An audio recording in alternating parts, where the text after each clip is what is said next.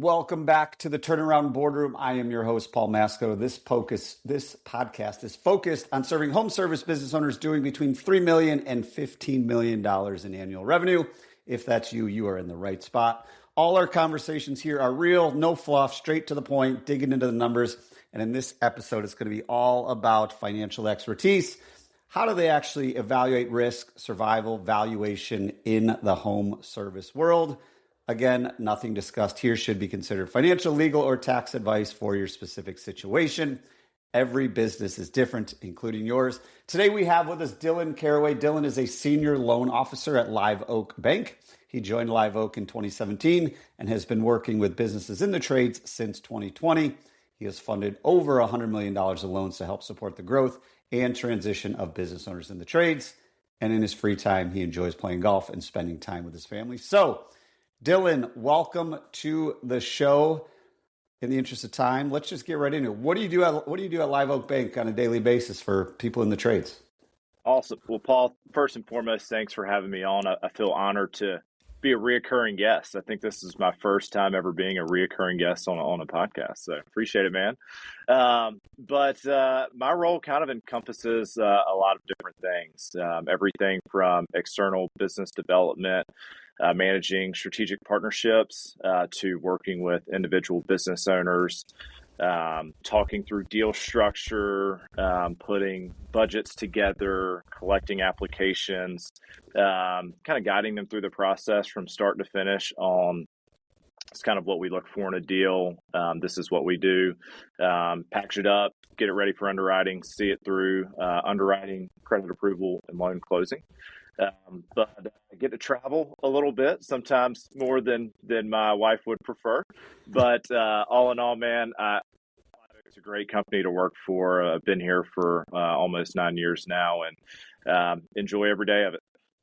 Awesome. Love it. And obviously, you guys continue to grow. I've kind of watched your journey over the last couple of years, and really just helping more people in the trade. So when do people usually reach out to you? What triggers a home service business owner or someone looking at the trades to reach out to you at Live Oak Bank saying, "Hey, I think I need access to some funding"? It varies.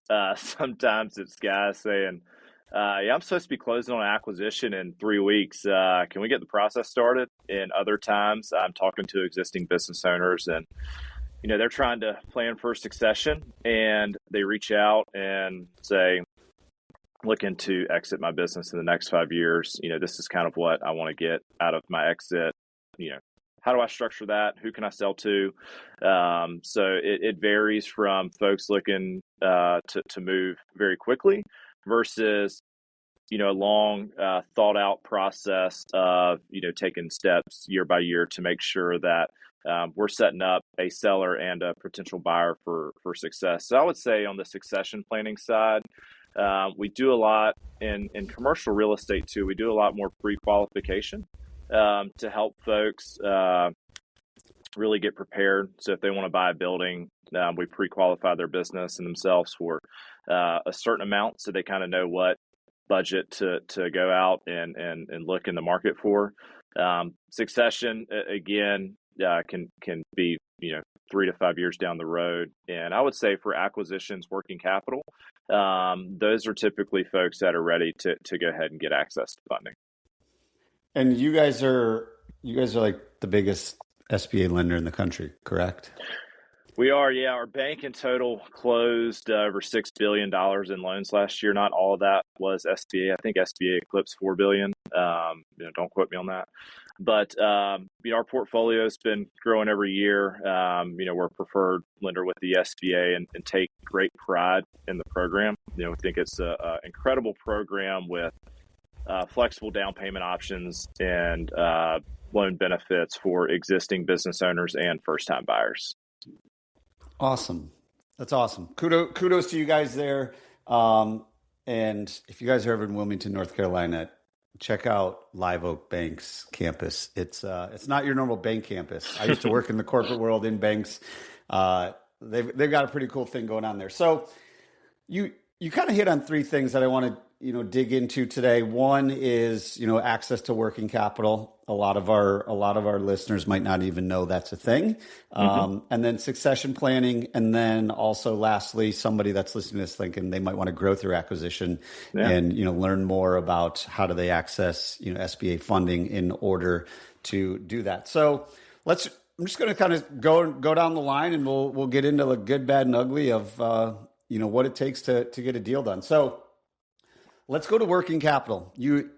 We had a chat before this podcast just to learn a little bit more, and you guys do a lot of working capital loans for home service business owners. Give our listeners a little bit of insight into what that means, and just the entire process there. Yeah, would love to. I think we closed over 60 working capital lines of credits for folks in the trade last year.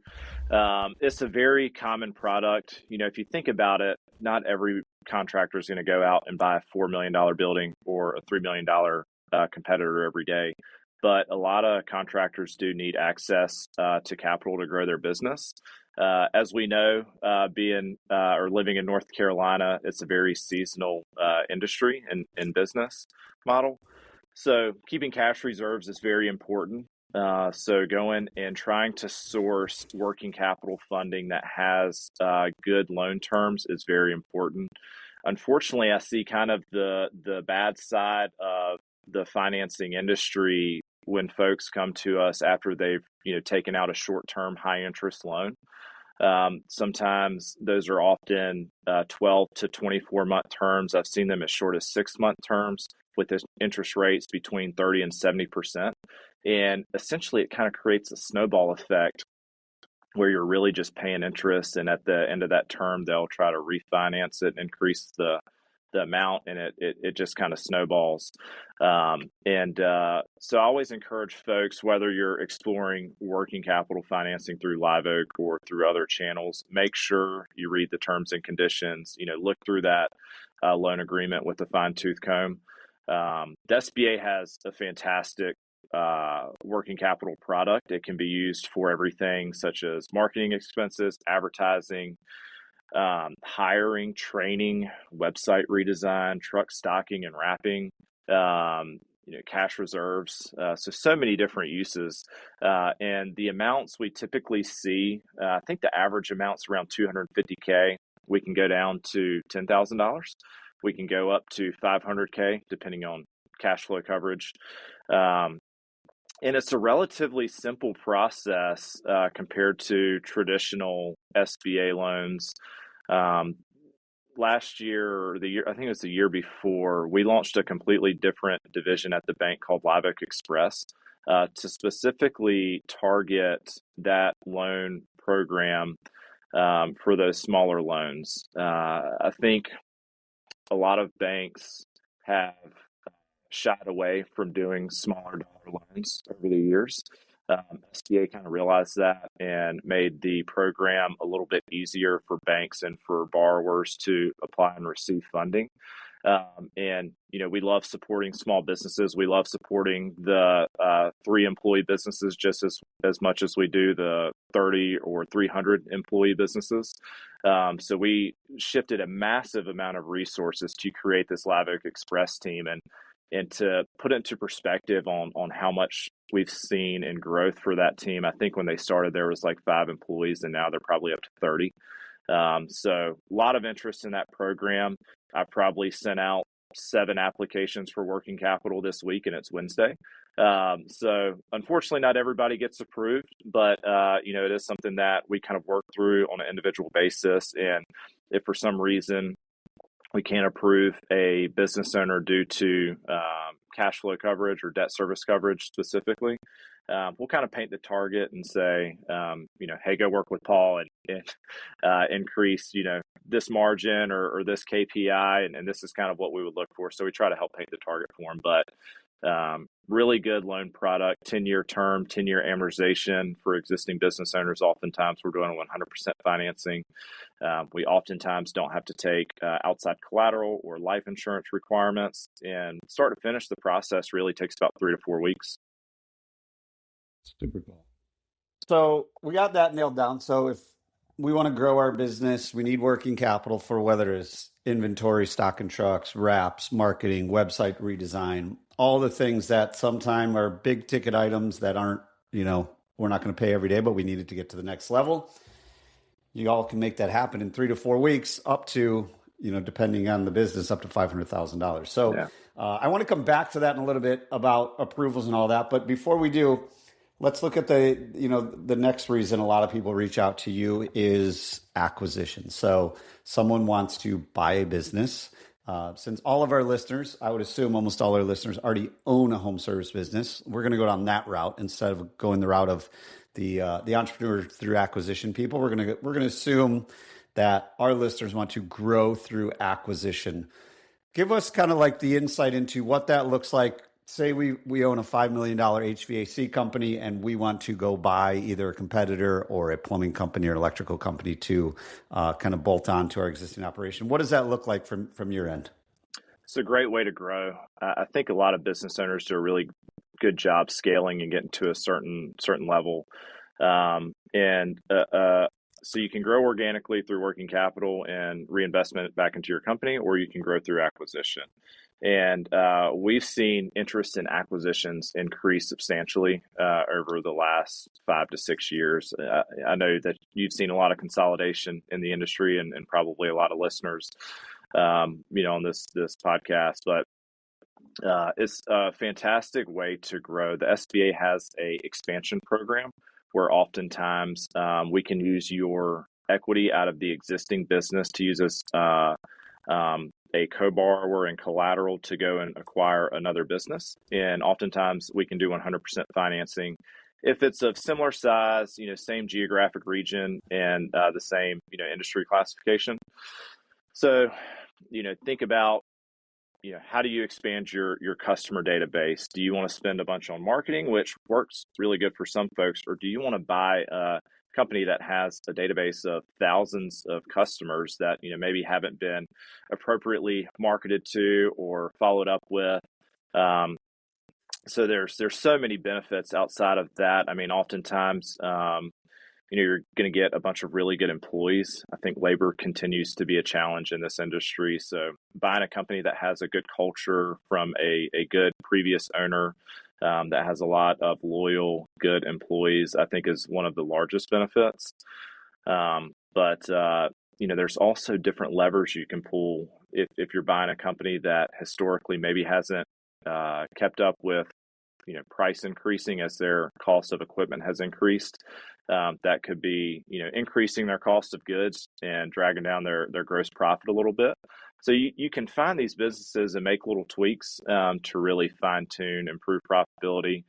So it's a great way to grow your business, expand your footprint, get additional employees, and really essentially double your customer database overnight. And what's the limit on that? I know you said, through the Express, we can go up to 500,000. Now, if we want to go through acquisition, if we're in the same industry, same geographic area, similar size, all that, we can get up to 100% funding. What's the max that we could borrow there? So SBA typically allows $5 million for any given borrower. If we really like the deal and believe in it, and it's a good opportunity, we're willing to layer on $2.5 million of conventional debt on top of that. So I think $7.5 million is probably what we're going to cap out at. But I work a lot of deals where they're like, hey, we want to buy this for $10 million. We can get comfortable, again, in certain scenarios, funding up to 7.5. And then we can get creative on deal structure where maybe the remainder of that purchase is shifted over to a seller note. So there's ways we can get creative to really finance deals above and beyond $7.5 million. And that's where, kind of the area of expertise comes in because we've seen and done a ton of these transactions. Awesome. That's super helpful. So last thing that we kind of talked about at the top before we get into kind of a little bit more of the weeds is succession planning. So we know how we can leverage working capital to grow our business. We know how we can leverage, SBA funding to grow through acquisition. And then what does it look like from a succession planning standpoint? I'm 60 years old. I want to start, removing myself from this business and be out of here within the next 3 to 5 years. How do you guys help people in those situations? It starts out with really a few questions. I ask owners, what are their goals that are thinking about exiting? First question is, are you truly ready to exit? It's a very emotional decision after you've been running your company for 30 years, getting in the office at 6 a.m. and leaving at 5 p.m. every day. So you really got to decide if you're truly ready to exit. Second, we'll talk about potential new owners, so who they plan to transition the business to. Oftentimes we see that's family members or maybe a key employee. Internal buyouts are one of our favorite deals to do. Typically that's a office manager or, lead operations manager, service tech, general manager. They're familiar with the business, the customers, the suppliers, and how that business generates revenue and profit. So we love internal buyouts. And oftentimes, we see other local competitors that are locally owned as a great option to transition the business to. I think sellers really care about their employees, and rightfully so. Their employees are oftentimes have been with them for many years. They've seen ups and downs in the business and in the industry and helped them get through tough times. So they want to make sure their folks are taken care of. I think a lot of sellers fear that if they sell to the wrong buyer, that their employees will either have their salaries cut or their positions eliminated. So really, to kind of summarize, are you truly ready to exit? What does life look like after you sell your business? Do you want to be involved? Because the SBA will only allow you to stay up to 12 months in the business post-close.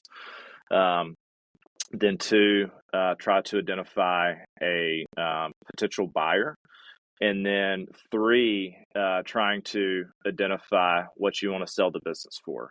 I'm not a CPA or a financial planner by trade. So I always say consult with your CPA, your financial planner, figure out what tax burden you're going to have. But often the exercise I do is saying, okay, Paul, you want to sell your business for $5 million. Let me take a look at the financials. Let me take a look at some reasonable personal expenses that you've ran through the business that would be non-reoccurring after you exit, and run a cash flow analysis to see what we could potentially finance for a new buyer. And sometimes that's a harsh reality for business owners because they think their business is worth $5 million. And on paper, when we do our cash flow analysis, the cash flow can only support a $3 million loan. So that leaves a pretty big gap. So I'll say, hey, if you truly want to sell your business for $5 million, through my cash flow analysis, we can only fund $3 million at this time. But if you get to this level, a cash flow, the projected cash flow could support this level of debt. So that's another good exercise that we run through. Awesome. Super helpful. So let's get into that. So someone comes to you, they're looking for funding, whether it's they need working capital, or they want to grow through acquisition. What is the first thing that you guys look at when those people come to you? Typically, we'll review business financials. I want to make sure that that makes sense from a cash flow perspective before I have customers start filling out a bunch of personal documents. The numbers have to make sense before we do the deal. But we kind of look at personal side, business side. On the personal side, we'll look at FICOs, so personal credit scores for yourself and your spouse if you're married. We'll take a look at what type of personal debt that you have, because we like to think if you can't manage your personal financials responsibly, then that's probably going to translate into poor decisions within the business financially.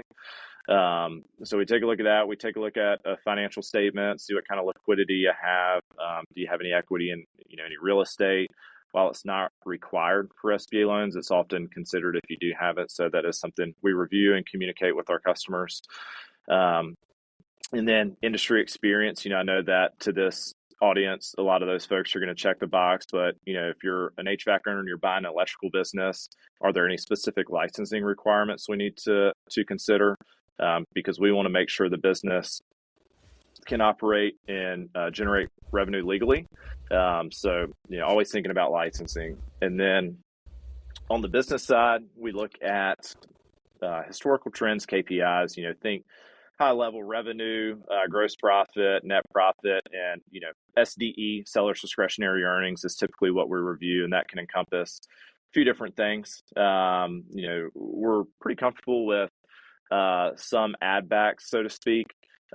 Think if you're a seller and you're running, your personal or your family's health insurance or vehicle payments, cell phone payments, things of that nature. Obviously the W-2 salary that you were paying yourself, or if you were paying any family members that were not working in the business, those are common add backs. If they're trying to report a bunch of cash jobs that they did the previous year that they didn't report on their taxes, that's a no-go for us. So you can't have your cake there and eat it too. But I think we use common sense when we're trying to determine what the true seller's discretionary earnings is of that business. Outside of that, we look at trends. Oftentimes you'll see when business owners are ready to sell, it's hockey stick growth. So we want to find out what revenue and profitability is sustainable.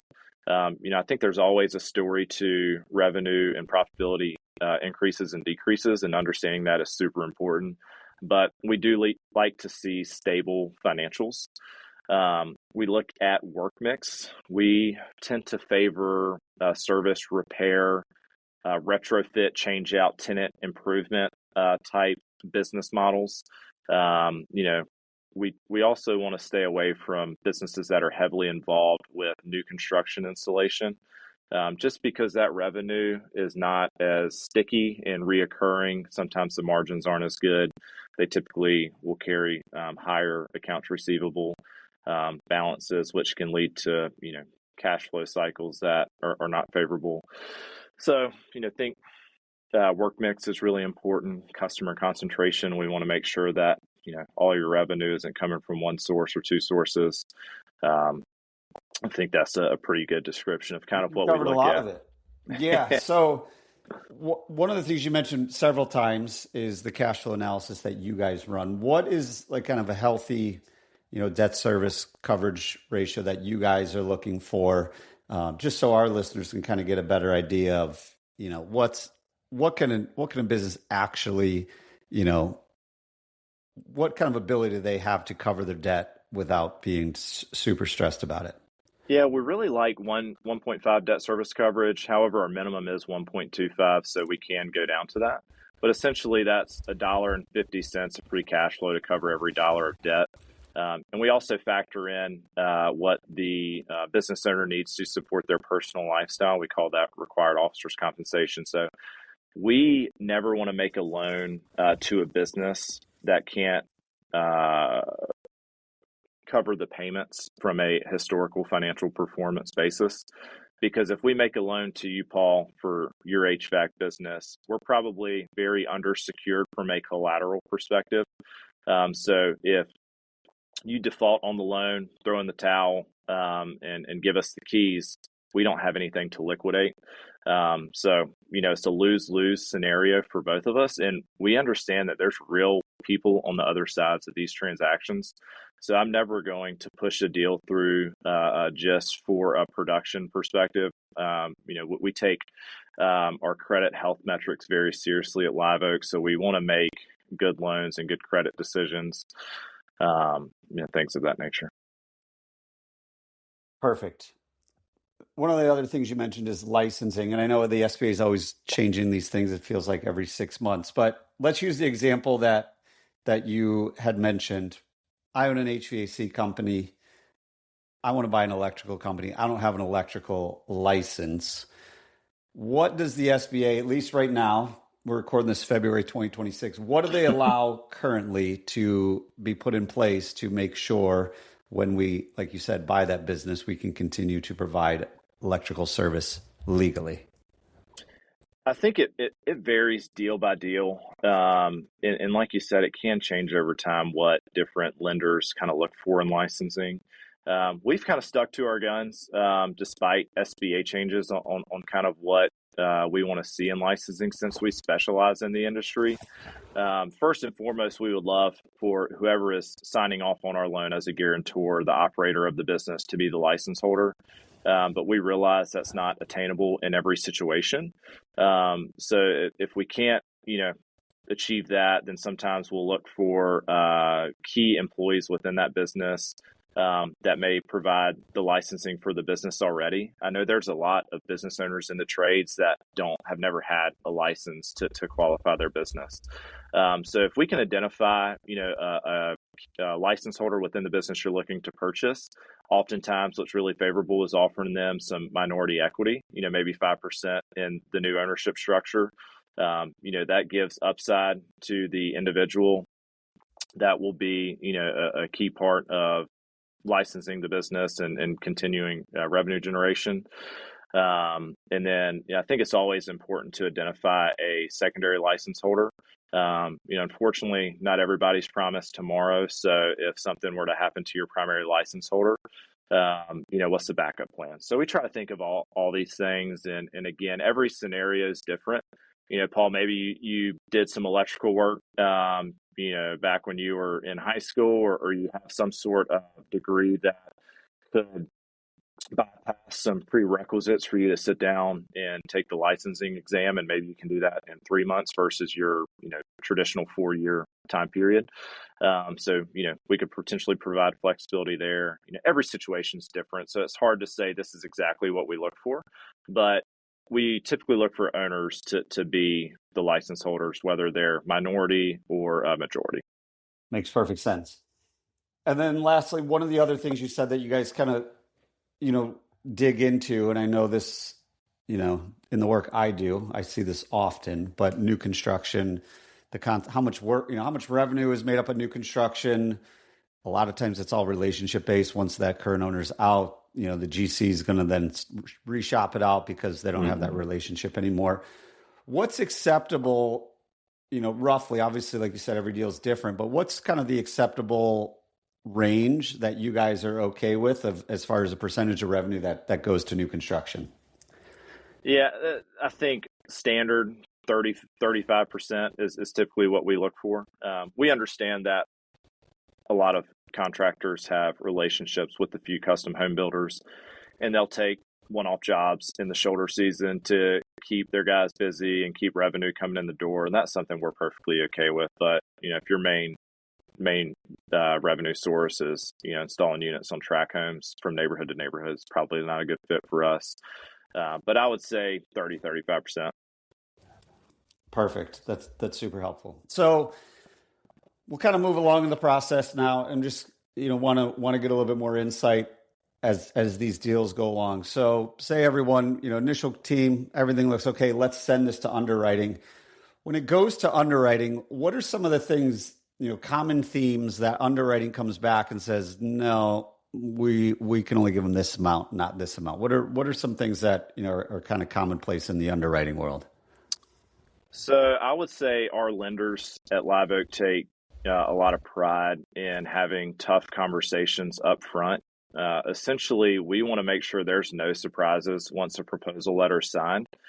So if there is hair on a deal, so to speak, something may be, teetering on the border, we'll go ahead and schedule a meeting with our credit team as a lending officer to say, hey, this is kind of what we're seeing on this deal. Is this something we can get comfortable with? What feedback can we give to our borrower to maybe get comfortable? If it's a no, it's a no, and we want to communicate that as transparently and as quick as we can, because everybody's time is valuable. And if it's a no for us, another bank might take a look. So we want to be respectful of everybody's time. But I would say once loans get into underwriting, we have everything pretty buttoned up. We have a good narrative of the business, licensing plan, add back summary, transition plan, all that. So not a ton will come up in underwriting. To be honest, I know that may sound a little surprising, but they're more so just combing through everything that we've collected this far, kind of putting a narrative together for our credit team, building out a really nice file, adding a lot of comments about different aspects of the deal. But there's no major red flags that are typically uncovered in underwriting.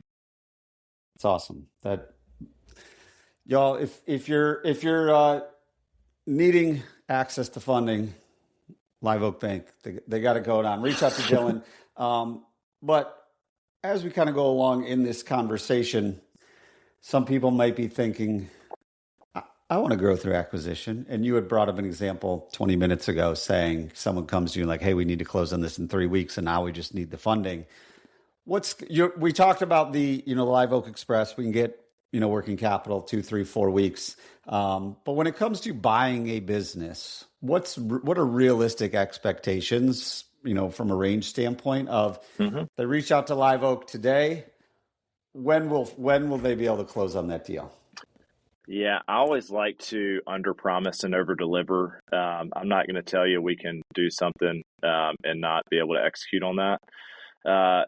And oddly enough, a lot of the timeline will be out of our control for the timeline of the total process. I would say standard, once we have a full application, you're probably looking 6 to 8 weeks.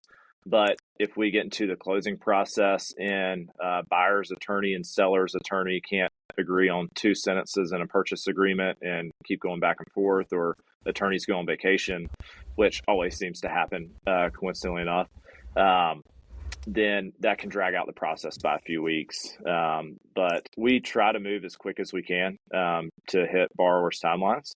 But I would say on average 6 to 8 weeks from full application in hand, getting into underwriting. Awesome. And you had kind of alluded to, things that can hang up deals. In your experience, you've been doing this a while now. What are some of the most common, call it deal killers, that you see throughout this process that our listeners could, put on their horizon if they ever do need to go through this process? What are some things that they need to look out from a deal killer standpoint? Really, if there's a required equity injection, making sure they have those ducks in a row, making sure personal credit looks good, doing their own due diligence on the business they're wanting to buy is super important. Believe it or not, I'll have folks send me like 7 different businesses and say, tell me which one to buy. And unfortunately, the process doesn't work like that. Paul, if you're interested in buying a business, I want to know why you want to buy it. What do you like about the business? Tell me about the transition plan. So borrowers doing their own homework is super important for us and telling us why they like the business and the opportunity. Customer concentration, all those things that we've discussed are typically things that we'll cover in our initial call. So we try to be as productive as we can on the initial call to kind of go through all that before we even send out one document. Because again, we want to be respectful of everybody's time and we want to move as quickly as we can. So yeah, I don't think there's anything that could be immediate deal killers like once we have a full application in file. Gotcha. So let's fast forward. We have now bought a business. Say we have acquired a business. Where do you see? Because obviously, right, everyone's got to mitigate their risk as much as possible. You guys do all your due diligence. Buyer does all their due diligence. But sometimes once the buyer takes over, the business just wasn't what they thought it would be, or they all of a sudden they're struggling paying their debt because X, Y, and Z happened. What are some, again, it doesn't happen often, but when it does, it's not great for anybody involved. What are some things that you've seen over the years that, make it hard for someone who has acquired a business to then continue to make their debt service? I think, and this sounds really simple, but it's what I've learned over the years. It's really important to trust your gut. If something doesn't feel right, it's probably not right. I think one of the most important things is not, obviously cash flow, debt service coverage, all that has to work. But outside of the numbers, buying a business from a seller that's going to act in good faith, that has not misrepresented the business, is super important. A lot of times brokers list businesses, and there's a lot of fantastic brokers that do a really good job. And, sometimes they might not even be aware. But, say, for example, you buy a company and you realize day one, you go in, seller doesn't introduce you. They've already, moved to Florida to start playing golf every day. So you're there trying to introduce yourself and you have the whole staff walk out on you and you don't know if they're going to be back tomorrow. I mean, that's a pretty stressful situation. So really kind of knowing what you're getting into, trusting your gut, kind of doing your financial due diligence, as well as, having the bank do it, I think is really important. Yeah. So on that note, what do you see most commonly? Because I know it's kind of a gray area and everyone's got an opinion. So I'm curious of what you see works best. But as far as introducing that new buyer, when do they do it, right? Some people say don't say a word until this business is sold. And then you show up the next day and everyone's like caught off guard. And then sometimes it can be a little hectic versus I've seen plenty of deals where the buyer comes in 2 or 3 months before closing and like really becomes part of the business. And it's fully transparent based on how the relationship the seller has with all of their team. So just curious of what you've seen, through deals as far as seller introducing the buyer. When do they do it? How do they do it? What have you found works best? Again, you're probably tired of hearing this, but every deal is different. Every transaction is different. I will say more than not, we see sellers do the buyer new owner introduction post-close, typically day one of following closing. But I have seen a lot of scenarios where sellers will bring in new buyers to kind of introduce to key personnel once they get in the closing stage, which I think is awesome. But every deal is different. Every situation is different. I think as long as the buyer shares a like-minded vision and similar culture that the seller had and treats everybody with respect and values their opinion and their input, I think pre or post close, really might not matter. Awesome. We've gone through a lot, Dillon. Appreciate all of the insight. Hopefully our listeners got a ton out of this as well. Before we wrap up, though, what did we miss? What's something that you feel everyone needs to hear that we haven't dug in today? Give us something good. I think we've covered a lot. I think, I would encourage folks to just never hesitate to reach out, whether you're looking to work on a loan transaction in 2 weeks or 10 years. Knowledge is power. Establishing relationships and connections is super important. So it all starts with an email or a phone call. I'm always happy to schedule some time, kind of hear what your goals are as a business owner and see if we have, a way to help you achieve those goals. I would say that's kind of my one piece of advice. Yeah, I think that's great advice. Even thinking it through like the working capital, everyone says, go get lines of credit and get access to capital when you don't need it, because when you do need it, it's nice to already have it and not have to go through that process, and just makes it a lot easier. But Dillon is super available. You can reach out to him at any time. We'll put it in the show notes as well. But Dillon, what's the best place if anyone's interested in having a conversation with you? Where's the best place for them to go? Cell phone. I'm sure you can post my cell number in the show notes or on your website. I'm not sure how you do it, but cell phone is the best way to do it. Call, text, email. Feel free to share my email address as well. But I'm available by my cell phone, pretty much 24/7. And I can attest to that. If I text Dillon, he will reply, and his family is growing, though, so his reply time might go down as time goes on.